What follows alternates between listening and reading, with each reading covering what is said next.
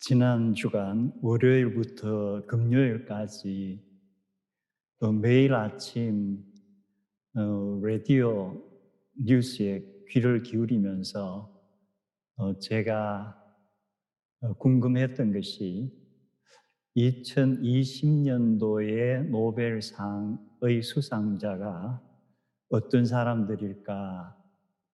또 이들이 어떤 국적을 가지고 있을까?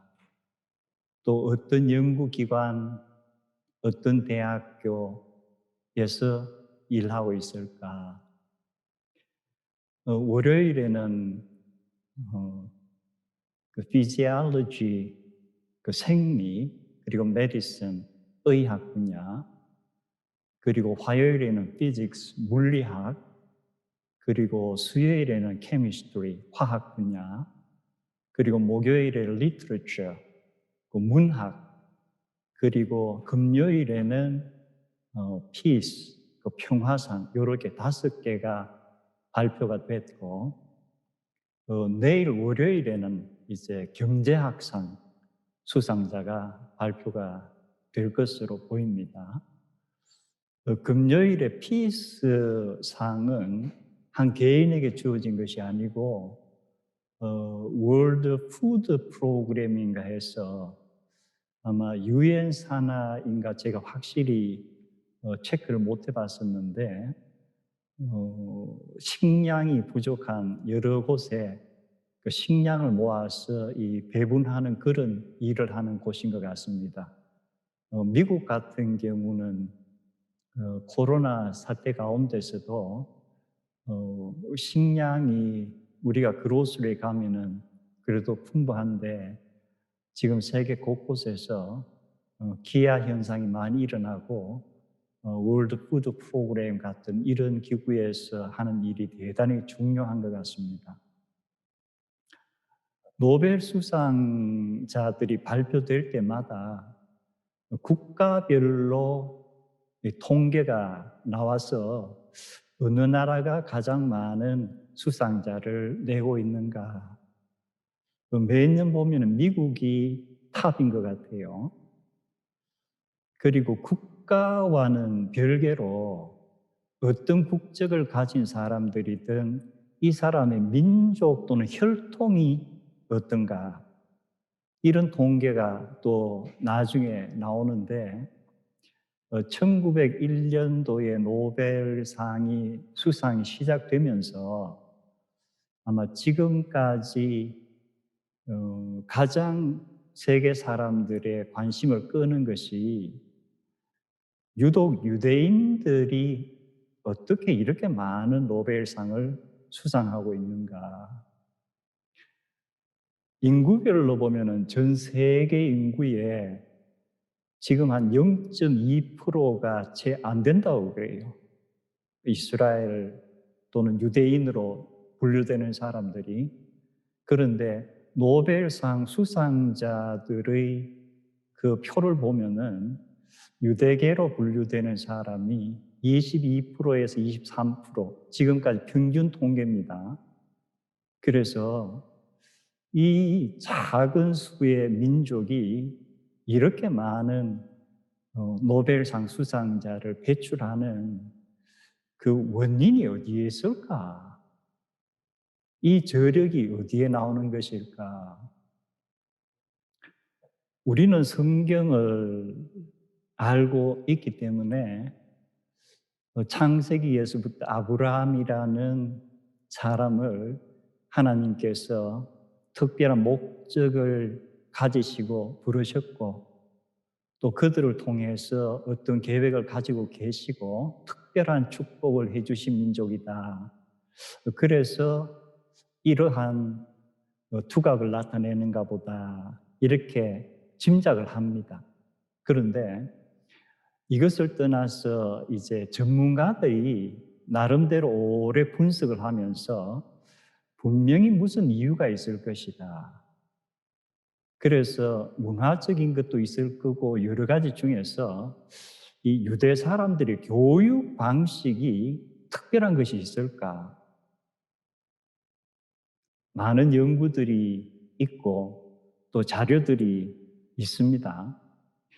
제가 오늘 그 자료들 중에서 보통 4가지 정도를 언급하는데 제가 오늘은 3가지만 자세한 설명은 하지 않고 제 나름대로 성경 말씀과 연결시켜서 간단하게 우리 교우님들께 그냥 전달만 하려고 합니다.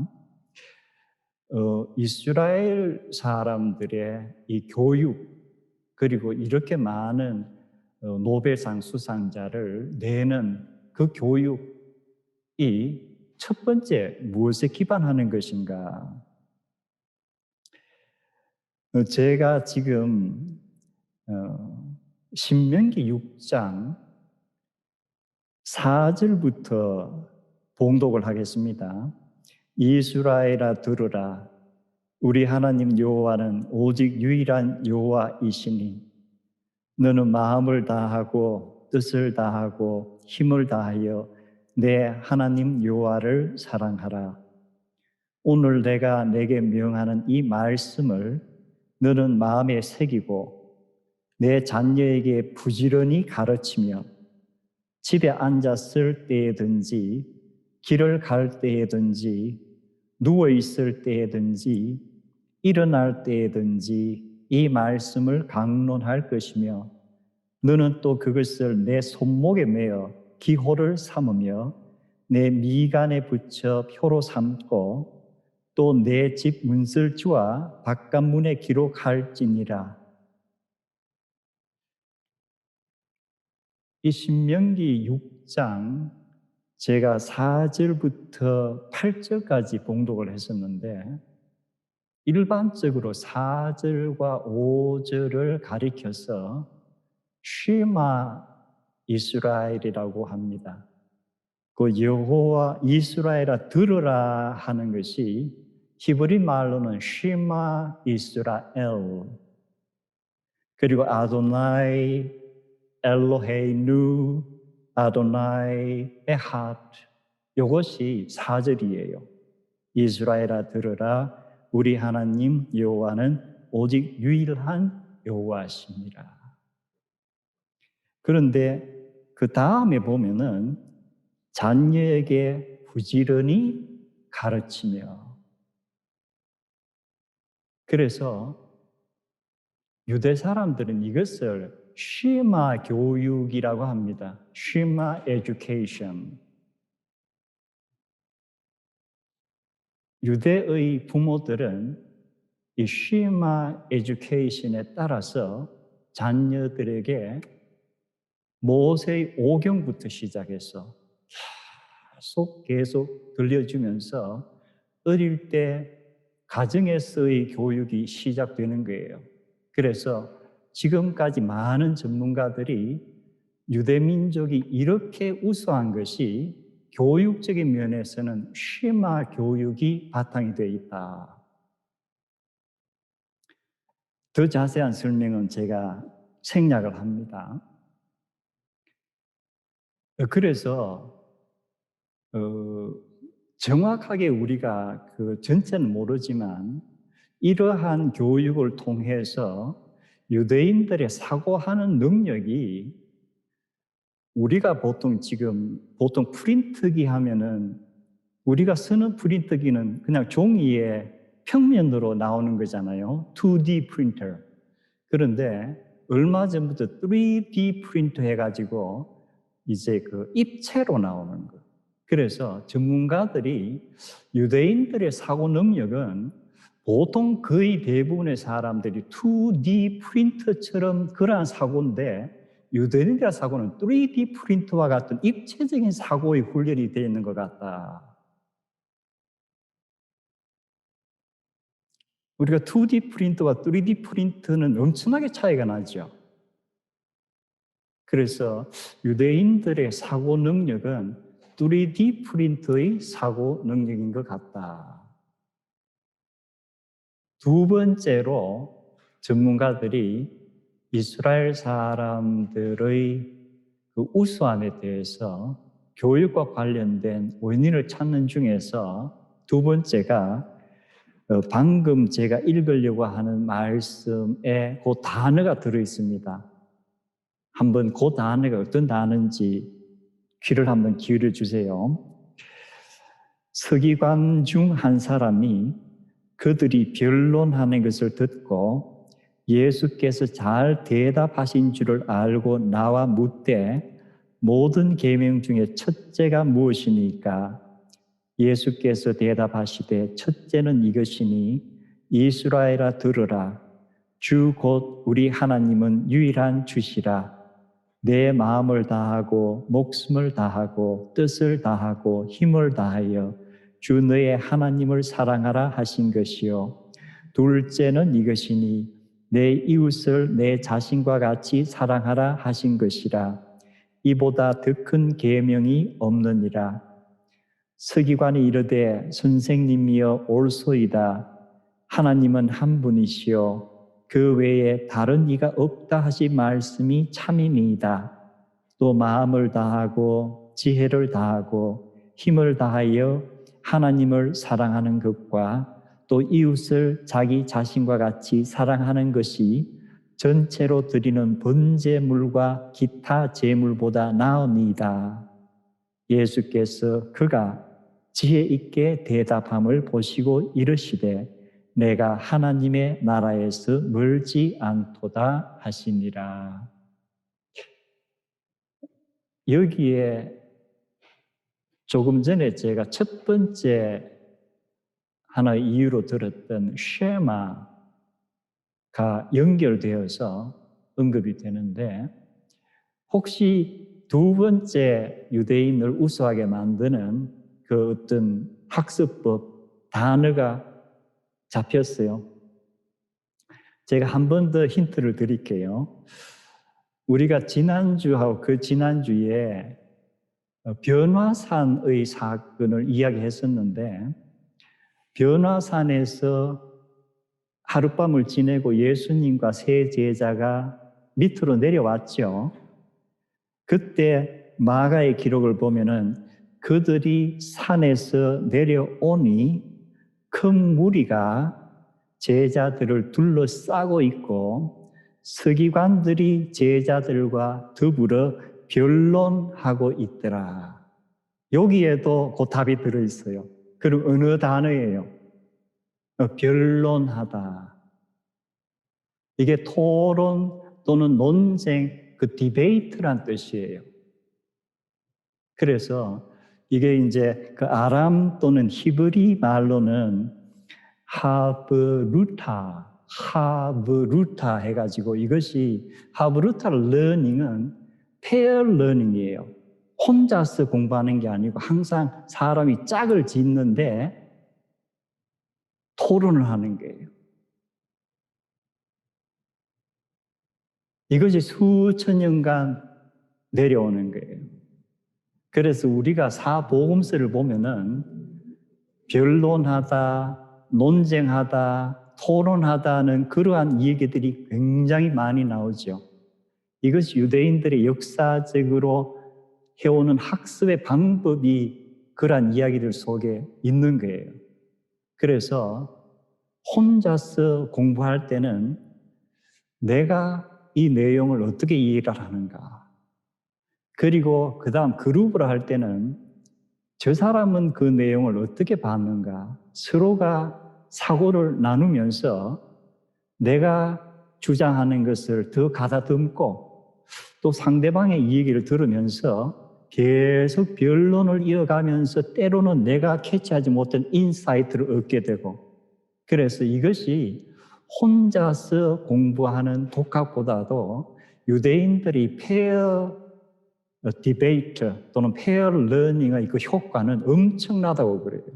이것을 수천 년간 해온 민족이기 때문에 이들의 사고력이 아까도 3D 프린터와 같다는 얘기를 했었는데, 이 분명히 그러한 이유가 있구나.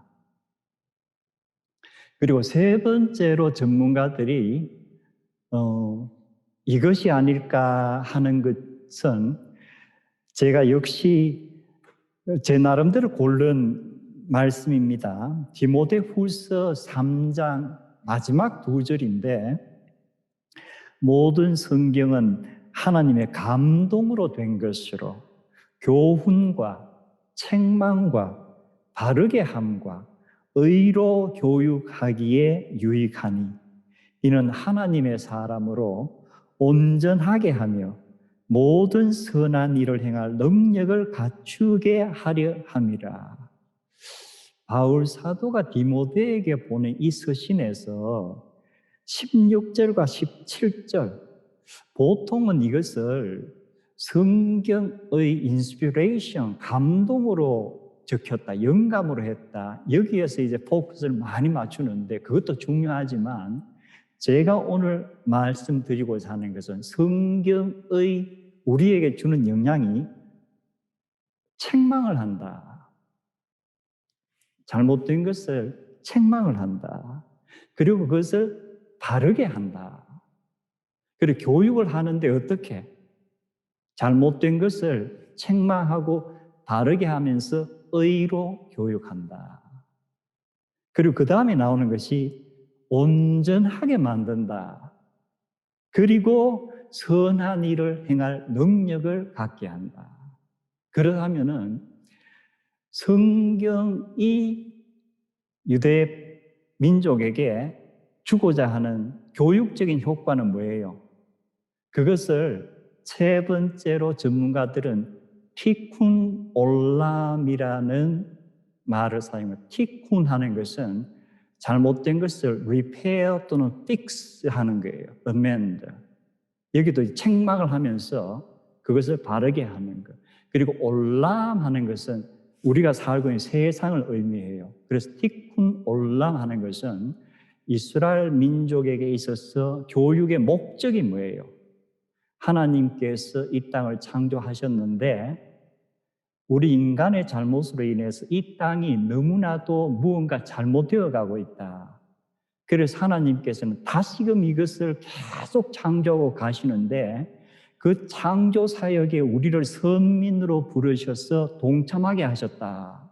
그래서 우리의 교육의 가장 큰 목표는 뭐예요? 이 세상을 좀 더 살기 좋은 곳으로 하나님께서 원래 계획하고 계셨던 하나님의 뜻에 따라서 의로 바르게 만들고, 그렇다면 우리가 어떻게 항상 선한 일을 행할 능력을 무엇을 통해서? 교육을 통해서. 그 교육의 가장 교과서는 뭐예요? 성경을 통해서. 그래서 이스라엘 백성들에게 이 교육이란 것은 하나님의 말씀을 듣는 것. 그런데 쉐마 하는 것은 영어로 hear 또는 listen이라고 번역이 되어 있지만 그거는 do 하는 게 포함되어 있어요. 듣고 행하라. 그래서 하나님의 말씀을 듣고 행하는 쉐마 교육. 그리고 그들이 항상 모여서 서로 토론하면서 더 나은 어떤 해결책. 그래서 한국의 교육에 있어서는 시험을 칠 때에 정답 하나를 고르는 것에 포커스를 맞추는데 이스라엘 사람들의 테스트란 것은 정답 하나를 고르는 게 아니고 뭐예요? 여러 가지 해법을 찾는 것이다.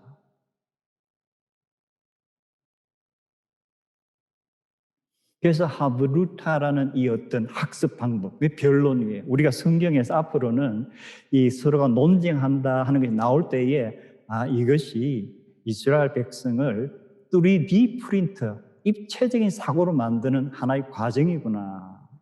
그리고 역시 디모데에게 보낸 바울의 서신에서 성경은 하나님의 호흡이 들어가 있는 것인데 그 하나님의 호흡은 어떻게? 태초에 인간을 창조하시고 하나님이 영을 불어넣으셨던 것처럼 다시금 인간에게 말씀을 통해서 하나님의 뜻을 전달하고 그것을 통해서 이 전달받은 사람들이 잘못되어가는 세상을 하나님이 원하시는 뜻대로 만들어가는 창조의 일에 동참하는 것. 이것이 수천 년간 교육의 방식이요 목적으로 내려온 민족이 그 사고력이 창의적이 않을 수가 있을까? 그들의 행동에 창조라는 엄청난 것이 들어가 있지 않을까? 그렇다면은 노벨 수상자의 상당한 수를 정말 작은 수의 민족이 차지한다는 것은 그냥 뜬 얘기가 아니구나. 그 성경에 기반이 있는 얘기구나.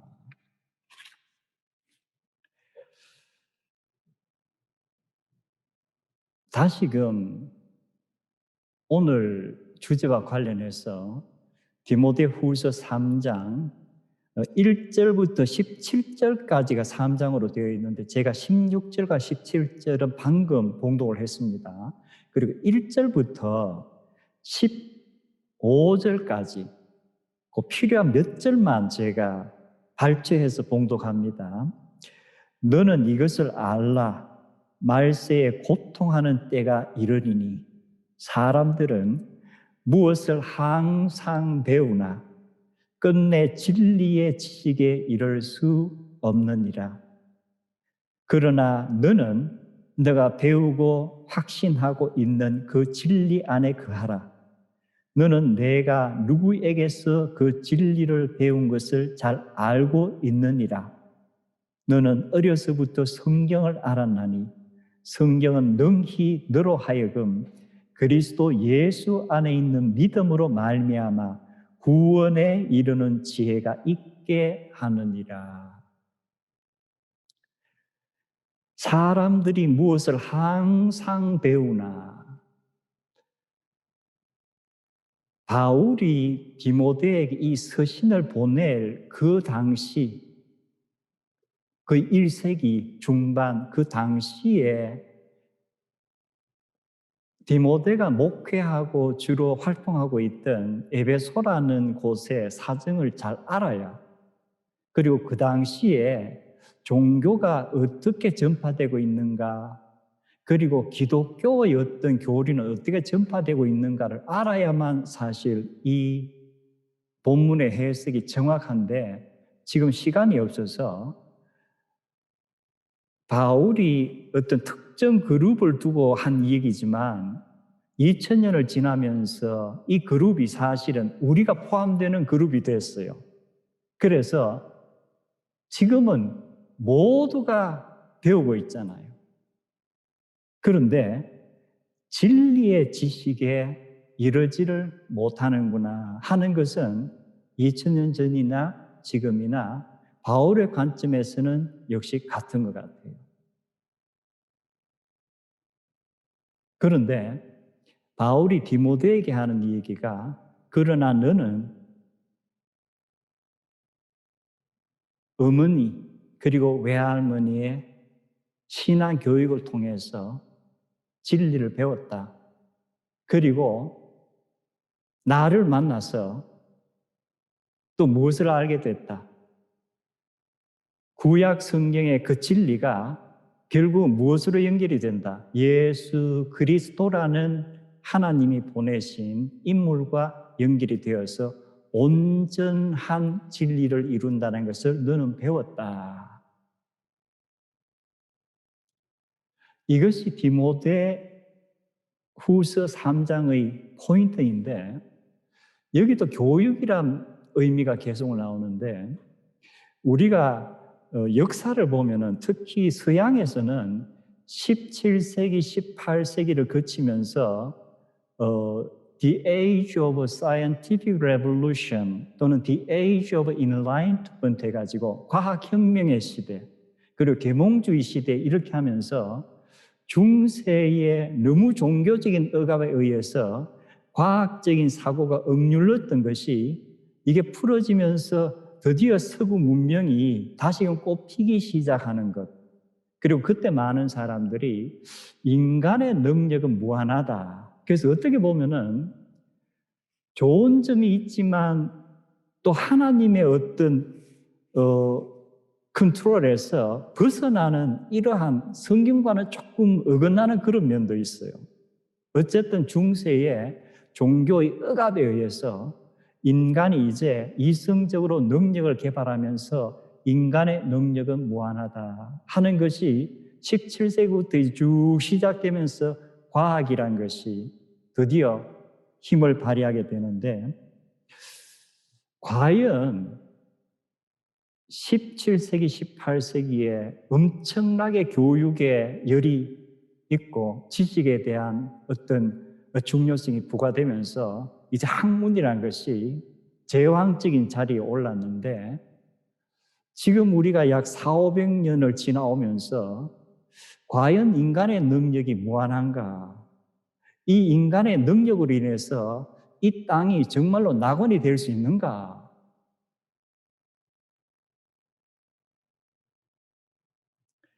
앞으로도 계속 우리가 던져야 될 질문인 것 같아요. 결국은 목적이 무엇인가?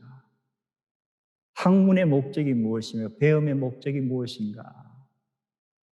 만약에 우리가 계속 배우면서 탐구하지만 끝내 진리의 지식에 이를 수 없다면은, 그리고 바울서도 역시 얘기하는 구원에 이르는 지혜를 얻을 수 없다면은 우리가 배운 것이 궁극적으로 우리에게 어떤 유익이 있을까?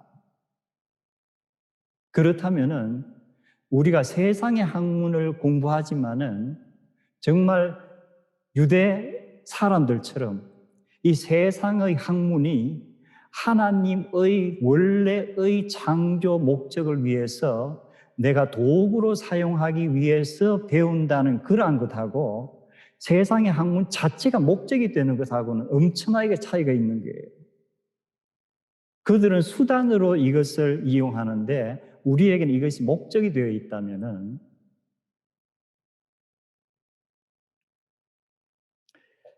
과연 구원에 이르는 지혜가 무엇일까?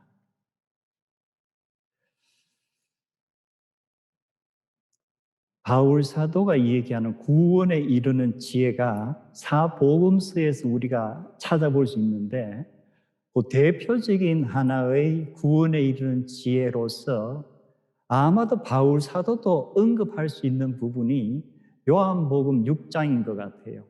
우리가 요한복음 6장은 오병이어의 기적과 그 이후에 예수님과 군중의 대화로 잘 알고 있습니다.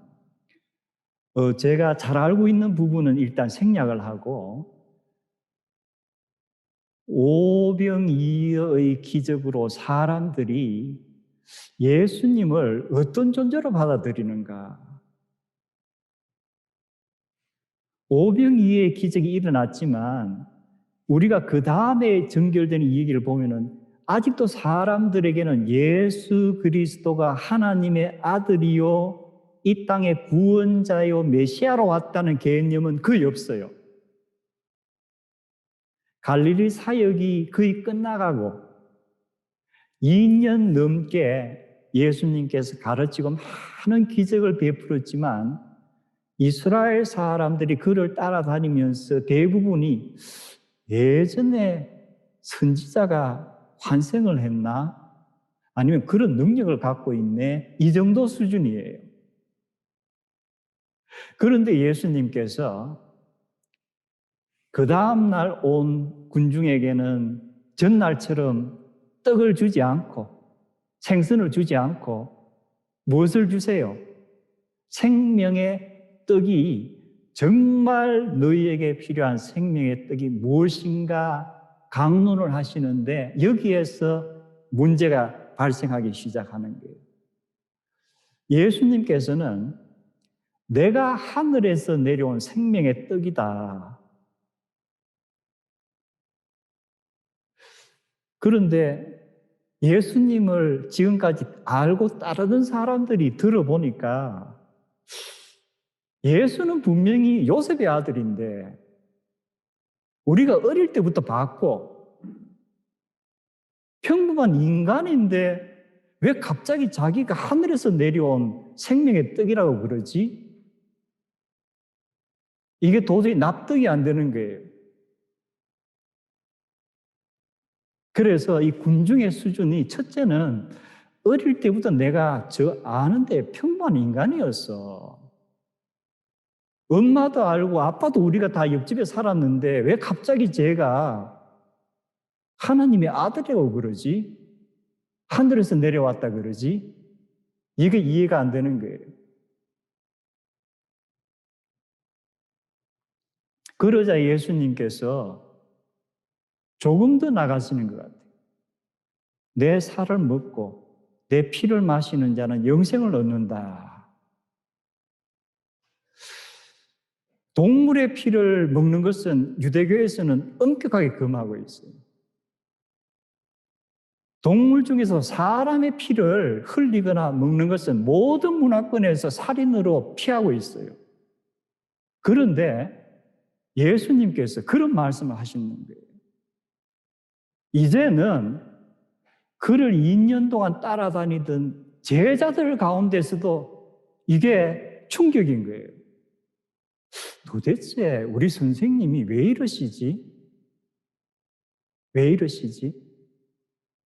그러자 예수님께서 뭐라 그러세요? 내가 지금 하는 이 얘기가 너희들의 나를 믿는데 걸림돌이 되느냐? 걸림돌이 되느냐?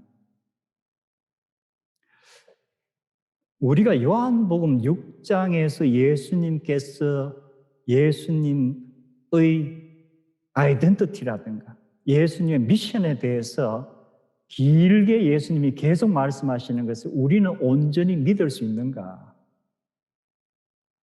아니면은 믿는다고 착각하고 있는가?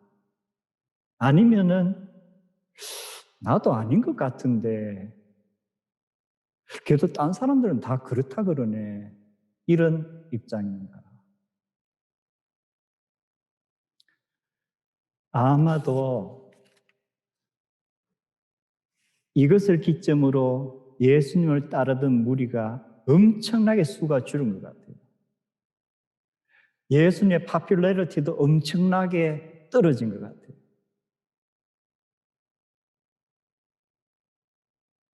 여론조사상으로 보면은 예수님 인기는 급락한 거예요.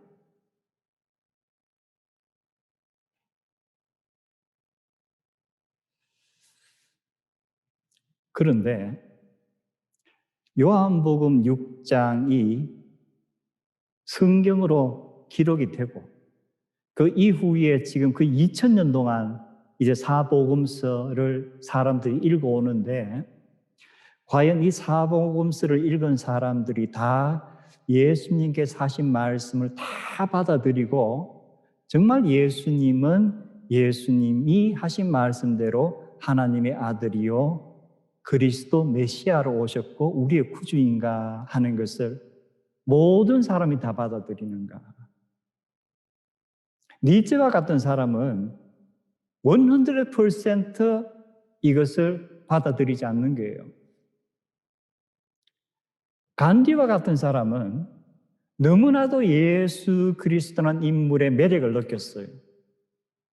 그래서 그는 교회를 출석하고 싶어 했고 성경을 읽었고 그러나 간디를 예수님께 접근하지 못하게 한 것은 백인 교인들이에요. 그가 교회에 올 때에 이곳은 안 됩니다. 이곳은 유색인종은 들어올 수 없습니다. 그리고 토마스 제퍼슨이라는 사람은 예수님을 존경했어요. 위대한 선생님이다. 그런데 하나님의 아들이라든가 예수님이 신이라든가 하는 것은 It's hard saying to me. 내가 받아들이기는 힘들다. 그에게 걸림이 되는 거예요.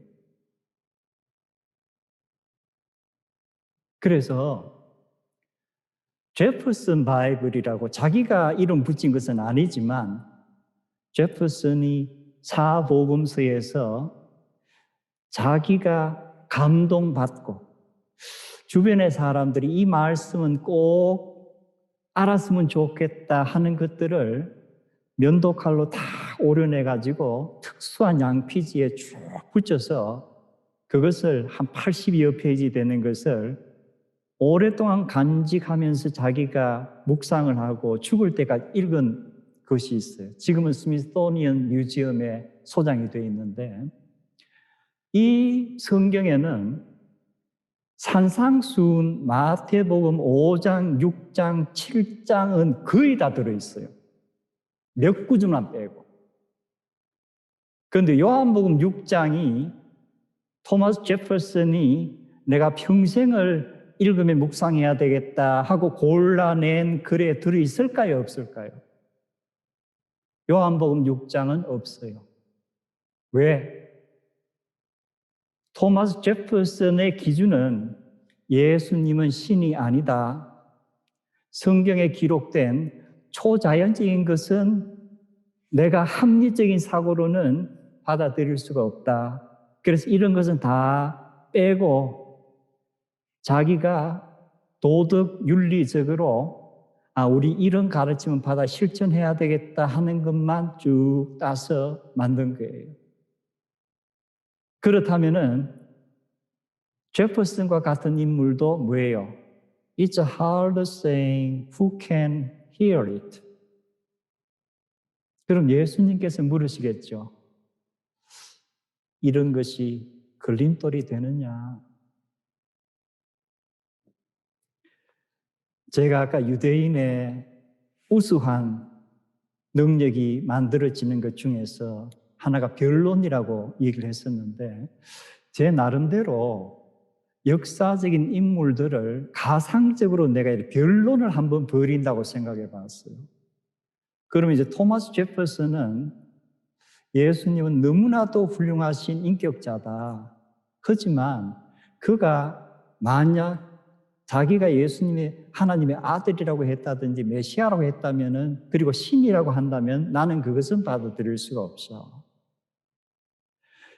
이때 가상적인 변론에서 토마스 제퍼슨의 이런 말을 듣고 다음과 같이 말하는 한 가상적인 인물을 제가 생각해 봤어요. 제가 그 영어 그대로 옮길게요. There is one thing, that really foolish thing we must not say. 우리가 절대 하지 않아야 될 어리석은 말이 하나 있습니다. A man who was merely a man and said the sort of things Jesus said would not be a great teacher. 평범한 인간인데 자기가 복음서에 예수님께서 말씀하신 것처럼 그렇게 하나님의 아들이라고 하는 사람은 절대로 훌륭한 인격자요 선생님이 될 수가 없습니다. He would either be a lunatic or else would be the devil of hell. 평범한 인간이면서 예수처럼 내가 하나님의 아들이라고 말한다면은 그는 미치광이거나 아니면은 귀신 들린 사람입니다. You must make your choice. Either Jesus Christ was the Son of God or else a madman or something else. 예수님은 정말 하나님의 아들이거나 아니면 미치광이나 그런 부류인 것으로 둘 중에 하나로 여러분은 선택을 해야 됩니다. You can spit at him as a madman, or you should fall at his feet and call him my Lord and my God. 미치광이라고 예수님께 침을 뱉든지 아니면 예수 앞에 무릎을 꿇고 나의 주, 나의 하나님이여 라고 신앙 고백을 해야 합니다. 제퍼슨 당신처럼 훌륭한 인격자이지만 하나님의 아들은 아니라는 것은 그 자체가 모순입니다. 이것이 C.S. 루이스라는 분이 하는 변론이에요. 요한복음을 기록했고 이 땅에서 순교를 당하지 않은 유일한 사람으로, 그러나 밤모섬에서 놀라운 하늘의 환상을 보았던 요한은 그의 모든 경험을 정리하고 기록하면서 다음과 같이 우리에게 이야기합니다. 그를 영접하는 자, 곧 그의 이름을 믿는 자들에게는 하나님의 자녀가 되는 권세를 주셨으니 이것은 혈통으로나 육정으로나 사람의 뜻으로 나지 아니하고 오직 하나님의 뜻으로 말미암은 것입니다. 우리에게 자유의지가 있습니다. 그러나 제가 오랜 인생을 살면서 신앙과 나의 자유의지를 이렇게 생각해 보면은 내가 믿는다는 것이 나의 자유의지가 많이 들어가 있는 것 같은데 궁극적으로는 하나님의 뜻인 것 같아요. 바울 사도가 얘기하는 지식의 진리에 이르는 지식은 나의 힘으로 얻을 수 있는 것인가? 구원에 이르는 지혜는 나의 의지로 깨달음을 얻을 수 있을 것인가? 베드로의 고백을 보아도 성경의 여러 고백을 보아도 나의 의지보다는 하나님의 은혜인가 보다.